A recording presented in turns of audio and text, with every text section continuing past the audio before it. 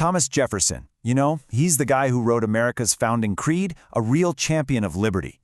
But his time as president, well, that's a story full of some really deep, really uncomfortable contradictions. Let's break it down. I mean, this is the guy who gave us the Declaration of Independence, who dreamed of an empire of liberty, and yet his time in the big chair was, well, it was marked by constitutional crises, a totally disastrous economic policy, and actions that made the nation's most painful divisions even deeper. So let's dive into the triumphs and the failures that really define the Jeffersonian era. So, our story really kicks off, not with a big win, but with a constitutional crisis that tested the very foundation of the young republic. Okay, so the election of 1800, man, it was this bitter rematch between the president, John Adams, who was a Federalist, and his own vice president, Thomas Jefferson, a Democratic Republican. And when you look at the map, you can just see how split the country was. The Federalists were all clustered up in the Northeast, while the Democratic Republicans dominated the South and the frontier. So the votes are counted, and, we've got a problem. A big one. See, back then the system was kind of weird. There weren't separate ballots for president and vice president. So Jefferson and his own running mate, Aaron Burr, wound up with the exact same number of electoral votes, 73. And for weeks, the whole country was just holding its breath. The House of Representatives was completely gridlocked. Some Federalists, who really couldn't stand Jefferson, thought they could stir up chaos by backing Burr instead. Can you imagine?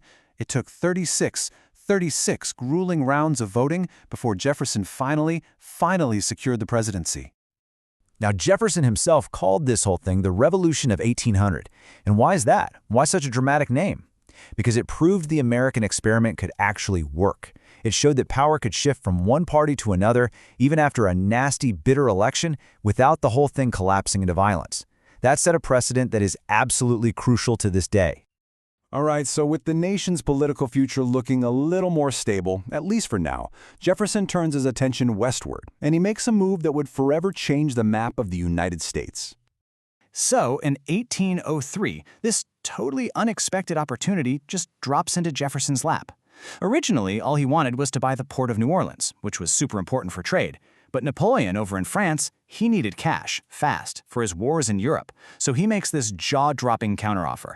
Forget New Orleans, how about everything? The entire Louisiana territory, for just $15 million. So what do you get for $15 million back then? A mind-boggling 828,000 square miles of land. This wasn't just some port city. We're talking about a massive territory stretching from the Mississippi River all the way to the Rocky Mountains. And just like that, poof, the Louisiana Purchase, as it became known, instantly doubles the size of the United States. Overnight, the whole game changed. The nation's potential for expansion and future power was just completely transformed. Okay, so you just bought a massive chunk of a continent. Now what? You got to figure out what's actually out there, right? So Jefferson sends his personal secretary, Meriwether Lewis, and an army officer, William Clark, on this epic journey to explore the new land. They mapped the territory, connected with Native American tribes, and brought back a treasure trove of scientific knowledge. But, this huge expansion came with some equally huge questions. And this is where it gets really ironic. Jefferson, the guy who was all about limited government and sticking to the letter of the Constitution, suddenly has to deal with the fact that the Constitution says literally nothing about buying up foreign land. And even more seriously, the purchase blew the lid off the explosive question of whether slavery would be allowed to expand into all this new territory. Meanwhile, while all this is happening out west, a legal storm is brewing back in Washington that would permanently change how the government works. So here's how it went down. In the last few hours of his presidency, John Adams is scrambling. To keep his Federalist Party's influence, he appoints a whole bunch of judges the last minute. They're called the Midnight Judges. But when Jefferson takes over, he basically says, "No way," and tells his Secretary of State, James Madison, not to deliver their official commissions. So this one guy, William Marbury, he sues. He demands that the Supreme Court force the administration to give him his job. And the court, led by the brilliant Chief Justice John Marshall, comes back with this landmark ruling. He agrees that, yeah, Marbury should have his job, but, and this is just a genius political move, he says the law that gave the Supreme Court the power to force Jefferson's hand was actually unconstitutional itself. And boom, just like that, you have the birth of judicial review. For the very first time, the Supreme Court basically gave itself the power to strike down laws passed by Congress. This was a total game changer, and it permanently set up the courts as an equal branch of government. Okay, so Jefferson's got the Louisiana Purchase, Lewis and Clark, things are looking pretty good, right? Well, his second term gets completely bogged down by this one disastrous foreign policy gamble. So you've got the Napoleonic Wars just tearing Europe apart.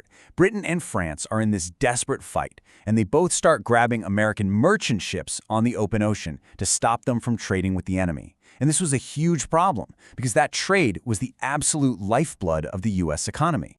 So Jefferson's response? It was drastic. And honestly, pretty shocking. Instead of going to war, he decided to fight back with economics. He got Congress to pass the Embargo Act of 1807, which basically put a giant closed sign on the entire country. All foreign trade halted. He thought this would squeeze Britain and France into behaving, but the plan, it backfired. I mean, catastrophically. It barely scratched the European economies, but it absolutely hammered American farmers and merchants. The U.S. economy was completely wrecked, and Jefferson found himself facing furious opposition. All right, so after 8 years, what's the final verdict? How do you even begin to balance these huge wins against some really profound failures? Let's look at the balance sheet, right? On one side, you have these incredible triumphs, doubling the size of the country, proving democracy could work. But on the other, you have these massive failures, a self-inflicted economic disaster with the Embargo Act, and the fact that this glorious expansion came at a terrible cost for Native Americans, and it threw gasoline on the already burning fire of the slavery debate. You know, it seems like Jefferson himself got it. This quote really shows he knew that building a country was never going to be smooth sailing. It's a turbulent, messy business. And really, that's a question you could ask about so many leaders throughout history, isn't it? In Jefferson's case, it just reminds us that the most famous legacies are rarely simple. They're complicated, messy, and full of contradictions, just like the country he helped build.